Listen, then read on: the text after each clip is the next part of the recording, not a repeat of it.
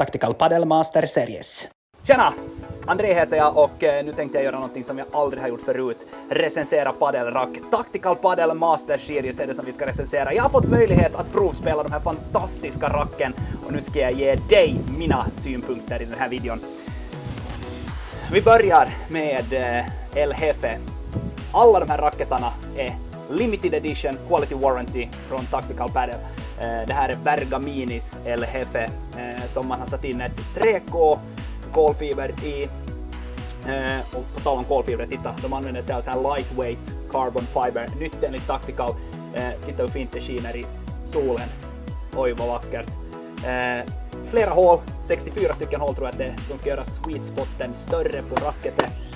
Balansen 25 ungefär. Man jobbar med medel / lågbalans nu på de här Master Edition rackarna. Ny gjutform, massor av nyheter. Samma kärna som i tidigare EFE, det vill säga den här 5-lagers hybridkärnan, men ett fantastiskt kontrollracket. Alltså wow, passar alla. Funkar jättebra för nybörjare, funkar jättebra för medspelare, funkar jättebra för den avancerade spelaren. Och jag vet inte, jag har ingenting negativt att säga om det här. Det känns hårdare än tidigare El Jefe. Även om jag vet att det här är 3K, tidigare har det varit 12K, men det spelar ingen roll. Jag har pratat med Tactical Padel som menar också att det här 3K är ett styvare karbon. Så det gör att den är lite styvare, den här El Jefe Master Edition. Otroligt bra racket. Som sagt, passar alla. Går vi sen vidare så har vi rödvinsflaskan. Alltså titta på det här racketet. När solen skiner på det. Oj, oj, oj, oj, oj. Katana är det som vi snackar om. Formen rund / drop, men rund går den som jag håller med om att den är rund. Master Edition.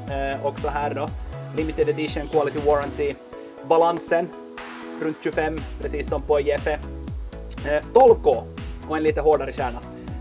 Gör att det här racketet är kanske lite starkare offensivt än El Jefe, men fortfarande ett jättebra allround racket. Funkar i defensiven, funkar i offensiven, funkar vid nät. Det här väger 355 gram, det gjorde mitt El Jefe också. Och är jättesmidigt, jätteenkelt att hantera. Och det här är det racketet som jag har fastnat mest för av de här 3 nya. Jag vet inte vad jag ska säga annat än att det här är helt super. Det här är helt super. 10 av 10. Har ingenting negativt att anmärka på. Än så länge. Tror inte att jag kommer att ha heller när jag spelar lite mera. Sen har vi The Beast. För de som gillar offensiva racketar så är El Toro Master Edition. Det här är Tacticals offensiva vapen. Titta hur den ser ut. Som en Louis Vuitton-väska. Oj oj oj vad fint. Stilrent, snyggt. Helt svart. Och detaljerna också. Här är en tjur som man nu inte ser när jag har tejpat greppet lite högre upp. Men jättefint racket. 12K, samma kärna som i Katana. Hybridform, 357 gram. Balansen 25,5 tror jag mätte den till. Jättebra racket. Om Katana och El Jefe passar för alla nybörjare, medelspelare, avancerade spelare, så kanske det här är för medelspelare och uppåt skulle jag säga. Du behöver kanske spela lite padel för att kunna hantera det här, men annars ett jättebra padelrack. Förlåtande, bra sweet spot trots sin form.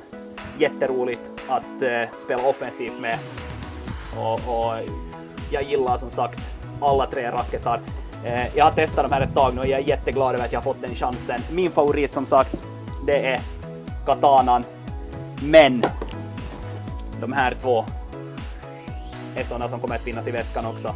El Jefe, när man känner att man inte riktigt har dagen och man vill ha lite hjälp med racketet, så är El Jefe perfekt. När du känner att nu tusan vill jag smälla på, nu vill jag mata de här hårda slagen, jag vill försöka kicka ut bollen. Och kicka ut bollen kanske ni duktiga kan göra med vilket racket som helst, men för mig och andra som behöver lite extra hjälp kanske, så är det då den här offensiva El Toro som jag skulle använda. Supersnygga allihopa. Limited edition, alltså passa på att köpa ditt rack. Och de här har en känsla som man inte kan beskriva i bild. Man måste uppleva det. Känna bollen i varje slag. Inte svampiga, inte mjuka, men otroligt mycket känsla och kontroll. Tactical Padel Master Edition. Vamos!